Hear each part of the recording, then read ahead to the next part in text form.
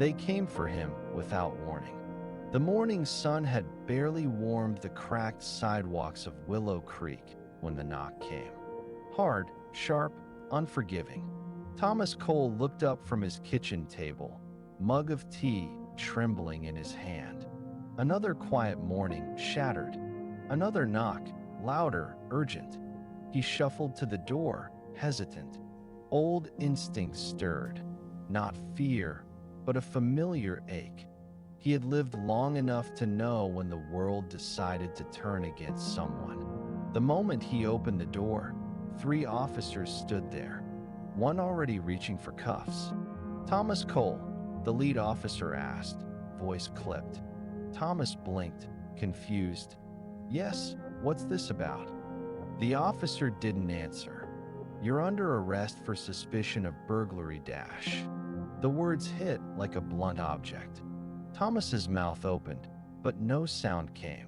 His tea still steamed on the table. His radio played a soft jazz tune in the corner. He hadn't even left the house yesterday. One officer grabbed his wrist, spinning him around. Cold steel bit into his skin. Neighbors gathered. Mrs. Geller from across the street gasped, pulling her cardigan tight. A teenage boy filmed with his phone. "He always seemed strange," a voice muttered from the crowd. "Kept to himself dash. Never saw him with anyone dash." The whispers swelled, feeding off each other. Thomas stood frozen, shoulders hunched beneath his worn flannel. The shame burned hotter than the cuffs. I didn't do anything," he finally whispered, but no one seemed to hear. A police cruiser waited by the curb, lights flashing against the small, tidy homes of the block. Thomas's head dropped as they led him away. From his front porch, an old stray cat watched silently, the only witness with no judgment in its eyes. The room was cold, too cold. Thomas sat hunched in a metal chair bolted to the floor, hands trembling, eyes red-rimmed. The walls of the interrogation room pressed in, pale gray, smeared with forgotten fingerprints. A single bulb buzzed overhead. Across the table, Detective Hardin leaned forward, arms crossed, eyes sharp. "Tell me again," he said, voice slow, measured, like speaking to a liar. "I didn't do it dash." Thomas's voice cracked. "I wasn't there. I was." He stopped. No alibi, no witness, only a silent house. Hardin smirked slightly. "Convenient dash." He slapped a photo on the table, grainy security footage of a man in a hoodie near the scene. Tall, slim, impossible to tell who, but the tip had named him. That was enough to start. Thomas stared at the image. "I swear, that's not me dash." Hardin drummed his fingers on the table. "Neighbor says they saw your truck nearby dash." Thomas shook his head. "It wasn't. My truck was in the garage. You can check." "We did dash." Another photo. His truck parked 2 blocks from the scene, late at night. Thomas sagged in his chair. "Someone must have." Hardin cut him off. "You expect me to believe someone stole your truck, committed the robbery, and returned it without a scratch?" Thomas pressed both hands to his face. Exhaustion pressed harder. A door opened behind them. Rachel Park, public defender, stepped inside, briefcase in hand, jaw tight. "Enough," she said firmly. She sat beside Thomas, offered him a small nod. Hardin leaned back. "He's not giving me anything useful dash." Rachel opened a folder. She glanced at Thomas. "You need to listen carefully," she whispered. Voice low, calm, anchored. "They're holding you on circumstantial evidence. If they find one more thing, a fingerprint, a partial print, anything, they'll file formal charges dash." Thomas's heart pounded. "I'm innocent dash." Rachel's gaze softened. "I believe you, but belief won't win this case. We need proof, hard proof dash." Thomas swallowed hard. The room felt smaller now, Air thinner. Across the table, Hardin's eyes gleamed. He smelled blood. He was waiting. Rachel closed the folder. She gripped Thomas's hand beneath the table, just for a moment. "Hold on," she whispered. "We're not done yet, Dash." The first headline hit the newsstands before dawn. By mid-morning, it was everywhere. Local handyman arrested in shocking robbery. Quiet neighbor, secret criminal. Community betrayed. Thomas's name burned in bold font. His face, a mugshot, cold and hollow-eyed, splashed across screens. He sat alone in the police holding cell, unaware at first.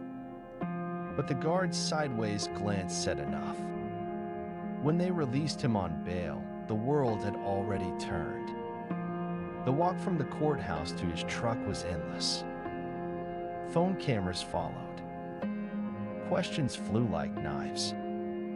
Did you do it? Are you guilty? What about your neighbors?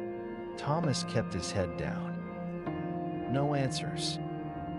No voice left. Back home, the whispers started before he even reached the door. A mother tugged her child across the street. Curtains twitched in windows. The mail lay scattered. Someone had kicked the box open. A red spray of graffiti marked his fence. Thief. Thomas stood in the driveway, heart in his throat. The house, once his refuge, now looked foreign. Cold. Judged. He forced himself inside. Locked every door. Closed every blind. Online, it was worse. Rachel sent him screenshots. Social media posts, comment threads, memes. Knew he was off, Dash. Never trusted that guy, Dash. Lock him up, Dash. Thomas scrolled in numb disbelief. Every job he'd lined up canceled. Voicemail after voicemail. We can't hire you anymore, Dash. Please don't contact us again, Dash. He tried calling one old friend. Straight to voicemail. Another. Blocked. Thomas leaned against the kitchen counter, breathing hard. Walls seemed to close in. He looked down at his rough, calloused hands. The hands that had built decks, fixed roofs, mended homes. Now, the hands of a pariah. By nightfall, a news van parked across the street. A reporter rehearsed lines in the glow of headlights. Inside, Thomas sat in darkness. Phone off. TV off. Alone. How had it all come to this? He lowered his head into his palms. And for the first time since the arrest, he wept. Across town, the air was heavy with gossip. In a small yellow house with peeling shutters, 6-year-old Lily Harper sat at the kitchen table, legs swinging beneath the chair. Crayons scattered across the wornwood. She hugged her stuffed bunny close, head tilted, listening. In the next room, the adults spoke in low, sharp voices. Did you see who it was? Her mother's voice. Not really, it was dark, but they think it was that handyman, Thomas Dash. A man's voice, her uncle. Makes sense, always looked shifty. They have him now, Dash. Lily frowned. Her little fingers squeezed the bunny tighter. But she remembered. She had seen something. That night, Lily had been awake. Scared of the storm, she had tiptoed to the living room window. Pressing her nose against the cold glass, she watched the wind swirl leaves on the lawn. That's when she saw him. A tall man, not Mr. Thomas. Different. Big shoulders. A hat low over his face. A long jacket flapping in the wind. A strange, limping walk. He moved quickly across the yard, carrying something heavy. She blinked hard. The streetlight flickered, casting a strange yellow glow. The man's face turned for a second, sharp jaw, crooked nose. Then he was gone. Now, in the quiet kitchen, Lily's heart pounded. She couldn't explain it to the grown-ups. They never really listened, but she could draw it. She pulled a sheet of paper close, picked up a black crayon. Her small hand trembled, but she began. The window, the yard, the man, the crooked nose, the strange coat, a limp leg bent at an odd angle. She shaded the hat carefully. Her tongue peeked out in concentration. The bunny watched from beside her, silent witness. When she finished, Lily stared at the page. A cold shiver ran down her back. "This isn't Mr. Thomas," she whispered. Later that night, when her mother tucked her into bed, Lily held up the picture. "Mommy, this is what I saw, Dash." Her mother glanced at it distractedly, then froze. Brows knitted. "Sweetheart, when did you draw this?"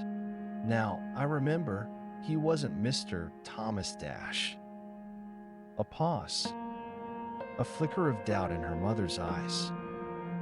She took the paper, held it to the light.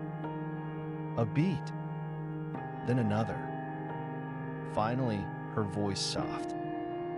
I think we need to show this to someone, Dash." In her small bed, Lily clutched the bunny, eyes wide open. A child's drawing. A sliver of truth that no one else had seen. And tomorrow, it would change everything. Morning light spilled through the Harper kitchen. Steam curled from a mug of untouched coffee. Lily's mother, Jessica Harper, stood by the window, phone in one hand, Lily's drawing in the other. Eyes narrowed, heart racing. She hadn't slept. The image haunted her. A tall figure, broad shoulders, face hidden beneath a bright red cap, the shade unmistakable, crimson bleeding through Lily's crayon strokes. Beside him, a rough sketch of a black van, square and bulky. Far too new, too dark to be Thomas's battered sedan. At the bottom, in blocky child's handwriting, "Bad man Dash." Jessica turned. Lily sat at the table, swinging her legs, bunny clutched tight. Eyes wide, innocent but certain. Jessica knelt, voice soft but urgent. "Sweetheart, are you sure? Are you sure this is what you saw?" Lily nodded firmly. "Yes, Mommy. The bad man had a red hat, Mr. Thomas didn't wear a red hat, Dash." She pointed at the picture. In the car, it was big and black, not Mr. Thomas's car, Dash. Jessica swallowed hard. She'd known Thomas for years. Quiet, kind, helped fix her fence last spring. Would never hurt anyone. Yet now he was in jail. Jessica grabbed her purse, slipped the drawing inside a plastic sleeve. "We're going to the police, Dash." Her voice shook, but her grip on Lily's hand was firm.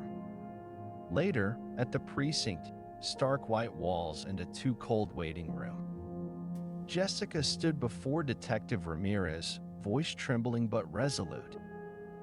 "I know this might seem odd, but you need to see this, Dash." She unfolded the drawing.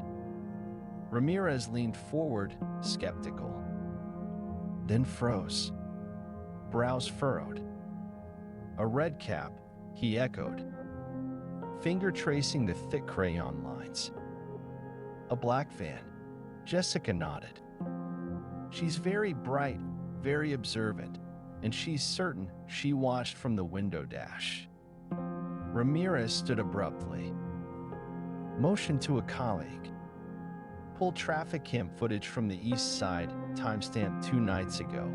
Look for a black van and any man with a red cap dash. He glanced at Jessica. If this is true, this changes everything dash. In the corner, Lily hugged her bunny, eyes wide but steady. She had done what no one else had. A simple crayon drawing. A child's voice in a sea of grown-up noise. And now, the truth had a chance to be seen. Jessica sat in her car. Engine off. Lily's drawing lay in her lap, edges curling from the plastic sleeve. Her fingers trembled around the wheel. What if they don't listen? What if this makes it worse? She glanced at Lily in the back seat. The little girl watched her mother with wide, trusting eyes. Mommy, Mr. Thomas didn't do it, right? Jessica forced a smile, brushed a stray hair from Lily's cheek. That's why we're here, baby. We're going to help them see dash. Inside the precinct, fluorescent lights buzzed overhead. Jessica approached the front desk. Hard hammering. I need to speak with someone about the robbery case, please dash. The desk sergeant barely looked up. You can leave any information here, dash. He motioned to a clipboard. Jessica stood her ground, voice shaking but stronger. This isn't just a tip. My daughter saw something, and we think you have the wrong man, dash. 10 tense minutes later, they sat in a small, windowless room. Detective Ramirez entered, weary, guarded. Jessica unfolded Lily's drawing once more. Ramirez frowned. A red cap, a black van dash. He leaned back, voice dry. Ma'am, with all due respect, kids imagine things. We have a witness who placed Thomas near the scene. A tip came in dash. Jessica's voice rose. My daughter is not making this up. She saw it with her own eyes, dash. Lily clutched her bunny tighter, eyes wide but certain. The bad man had a red hat and a black car, dash. Ramirez sighed, closing the folder on the table. We can't pursue every story, especially from a 6-year-old, dash. He started to stand when a voice interrupted. Hold on, dash. Officer Daniels, Ramirez's young assistant, stepped into the room, a tablet in hand. Sir, we just got an updated bolo from the next town over, dash. His eyes darted to Jessica and Lily. Another robbery last night. Same MO. Witness mentioned a man wearing a red cap. And guess what black panel van caught on a security cam, dash? Ramirez froze. Looked again at Lily's drawing. Then at Jessica. The air shifted. Run the plates on that van, Ramirez ordered. And Daniels, pull Thomas's car records. If this lines up. He exhaled sharply. We might owe that little girl an apology, dash. Jessica squeezed Lily's hand.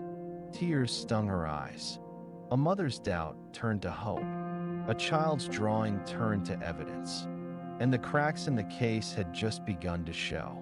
The mood inside the precinct shifted. Gone was the smug certainty.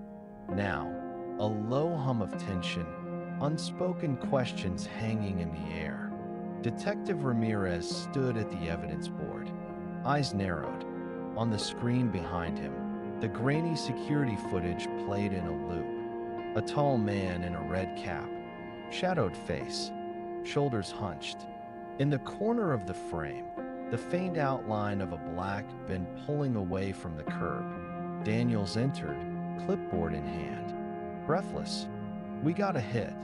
The van's plates, registered to a buddy of Gerald Knox, dash. He glanced at Ramirez. Ex-con, armed robbery, out 6 months, dash. Ramirez swore under his breath. That changes things, dash. Across town, Another squad car pulled up to Thomas's modest home. Neighbors peeked from windows, their stares sharper than knives. Two officers searched the place again. Closets, garage, vehicle. Nothing. No red cap. No stolen goods.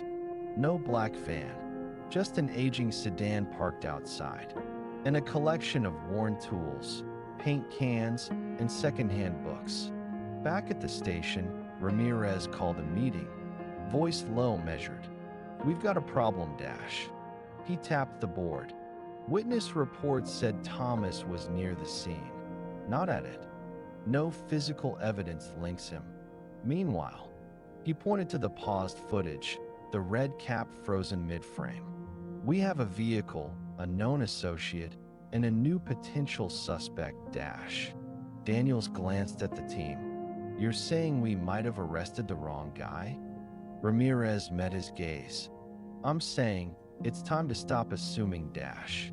He grabbed his jacket. "We pay Knox a visit now, Dash." In the holding cell, Thomas sat alone, hands clasped, eyes tired but calm.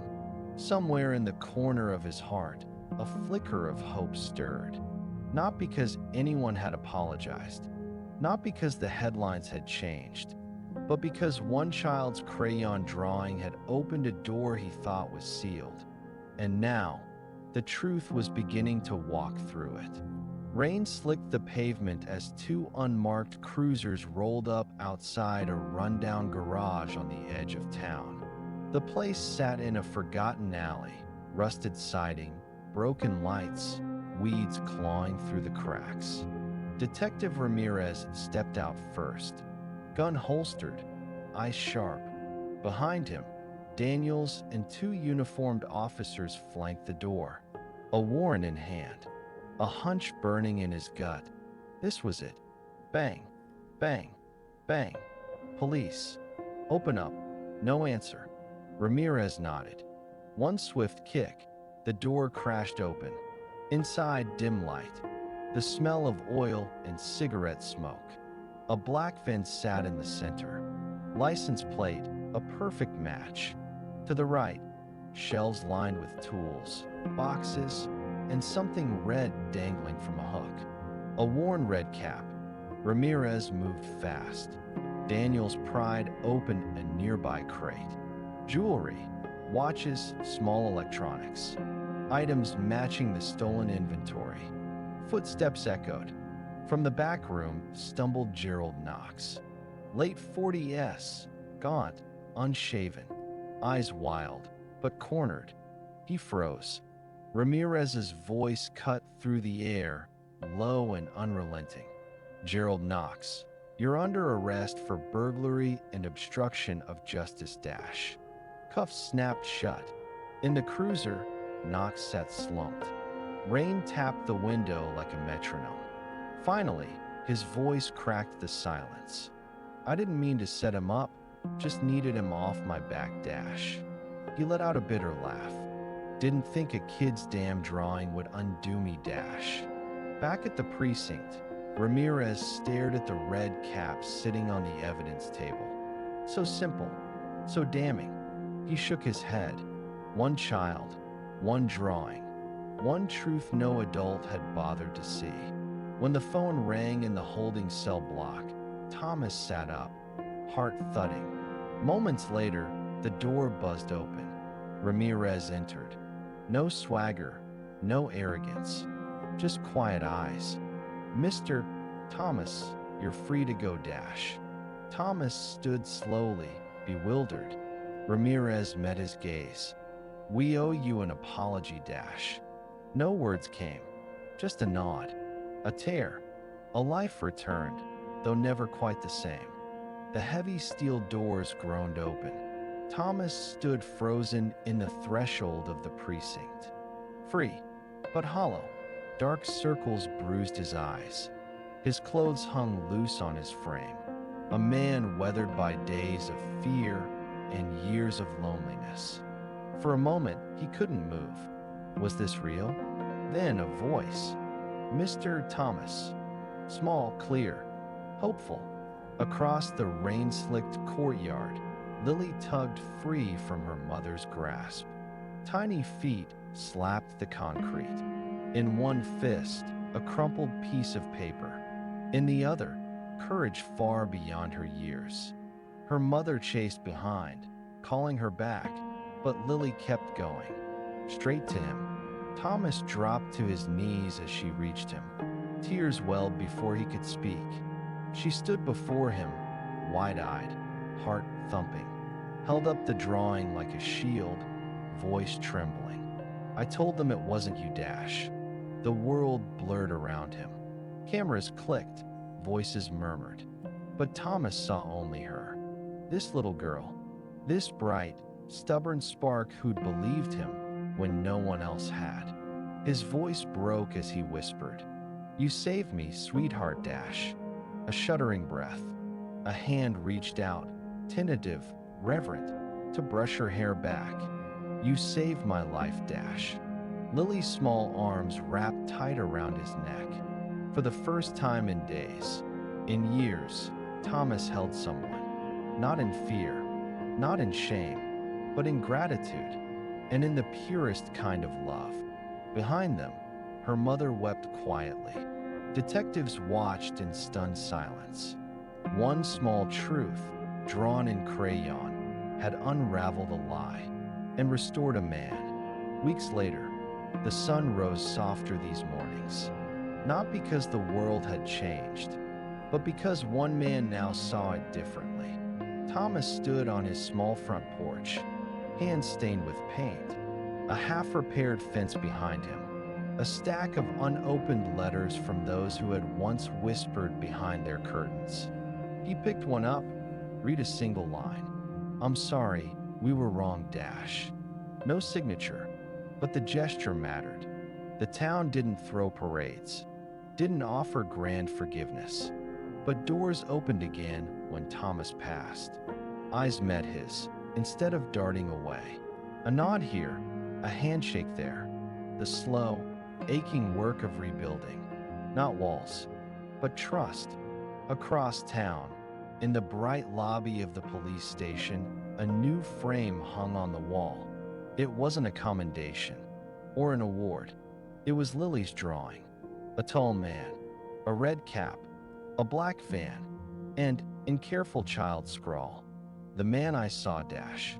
Every officer passed it on their way in. Some smiled, some swallowed guilt. All remembered. Sometimes innocence sees what experience overlooks. One afternoon, Thomas visited the station, not as a suspect, not as a victim, just a man. He stood beneath the frame, eyes misting. Beside him, a small hand reached up. Lily, beaming, holding a new drawing, this one of him, smiling, free. He knelt beside her, voice soft. "Thank you, little one, Dash." She grinned. "You're my friend now, Dash." And in that moment, more than any verdict, more than any apology, Thomas felt whole. Because sometimes it only takes one brave heart and one simple truth to change everything. The camera lingered on the simple drawing in the police station. A crayon world. A red cap. A black van. A child's truth framed in gold. Not forgotten. In the quiet morning light, Thomas passed beneath it once more. Each time he did, he paused. Not out of bitterness, but out of gratitude. A small voice had broken through the noise. A pure heart had shattered lies. And because of that, he stood here now free. Outside, life moved on. Trains rumbled in the distance. Newspapers were folded, yesterday's story fading from the front page. But some lessons don't fade. Lily skipped down the station steps, hand in her mother's. Her laughter echoed in the halls. Innocent, unafraid, unaware of the weight she had lifted. Thomas watched her go, heart swelling. Never ignore the small voices, Dash. Sometimes the truth comes from the purest eyes dash. As the scene faded to black, the voiceover lingered, gentle and clear. Listen, always listen. The smallest voices may carry the greatest truths dash.